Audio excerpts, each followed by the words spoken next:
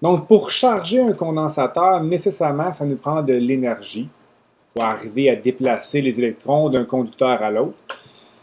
Une fois qu'il est chargé, le condensateur, ben, cette énergie-là, on va l'avoir sous forme d'énergie potentielle.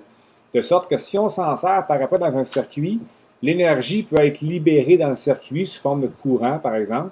Comment calculer l'énergie emmagasinée dans un condensateur? Donc, si on prend par exemple je prends un conducteur plein qui au départ est neutre, je branche une pile entre mes deux plaques. La pile, elle, qu'est-ce qu'elle fait? Bien, elle a le pouvoir, si on veut, de prendre un électron à gauche puis le transporter à droite. Donc, à un moment donné, on aura un électron transféré. On aura deux, trois, quatre. Donc, à un moment donné, je pourrais avoir une différence de potentiel delta V entre mes deux plaques. Mais le problème, c'est que plus j'ajoute de charge, plus delta V va changer. Fait que c'est jamais le même delta V que je vais avoir pour chaque charge. Donc, pour adapter cette formule-là, ce que je vais devoir faire, c'est considérer qu'à un moment donné, j'ai une différence de potentiel pour une certaine quantité de charge totale accumulée. Puis ce que je vais aller voir, c'est si je prends une mini-charge de plus, puis je lui fais traverser une différence de potentiel delta V, c'est quoi l'énergie ou la mini-énergie que je vais ajouter de plus dans mon condensateur. Donc, si on suppose que cette petite charge-là, que je vais nommer dQ, je vais le mettre ici, là, okay? Donc ça ici, c'est dQ. C'est un électron, très faible charge, qui va se déplacer de la plaque de gauche vers la plaque de droite. Donc, elle va être soumise à une différence de potentiel delta V. Au départ, on peut lui associer une énergie potentielle nulle, puis on va accumuler une énergie potentielle qu'on va nommer dU. Donc, dU sera égal à dQ fois la différence de potentiel qu'elle aura subie. On sait que si on a une charge Q d'accumuler dans le condensateur, pour une certaine capacité C, on peut en déduire la différence de potentiel. Donc, on sait que delta V, la différence de potentiel entre les plaques, est déterminée par la charge accumulée à l'instant présent divisée par la capacité du condensateur. Ce qui fait que si on arrive à mélanger tout ça, avec un peu d'algèbre, on a cette relation-là. Donc, en gros, ce que ça veut dire, c'est que pour une charge accumulée à un instant donné, si je prends un petit paquet de charge, puis que je lui fais subir une différence de potentiel d'une plaque à l'autre, par exemple, bien, je vais aller ajouter une énergie potentielle dU à l'ensemble du système.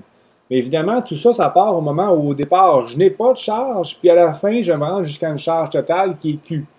Donc, ce que je dois faire pour trouver l'énergie potentielle totale de mon système, qui serait l'énergie potentielle du condensateur, c'est de faire la somme ou d'intégrer tous les éléments d'énergie potentielle que je vais ajouter pour chaque électron.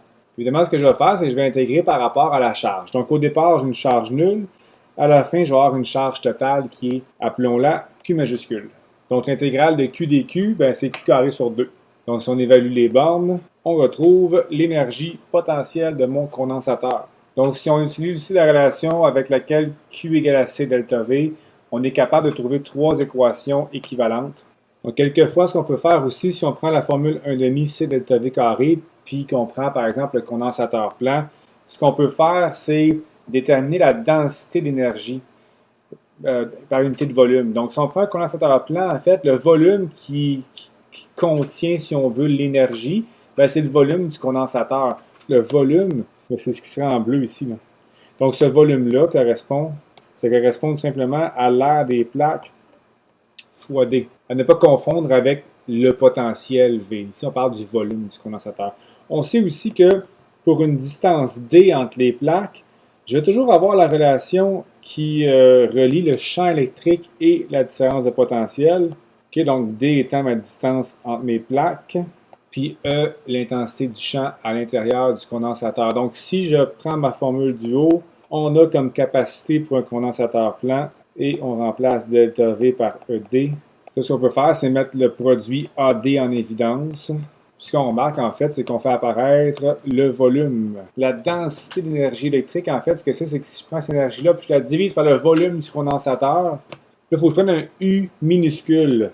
Donc, la densité d'énergie électrique, c'est l'énergie potentielle électrique de mon condensateur sur son volume.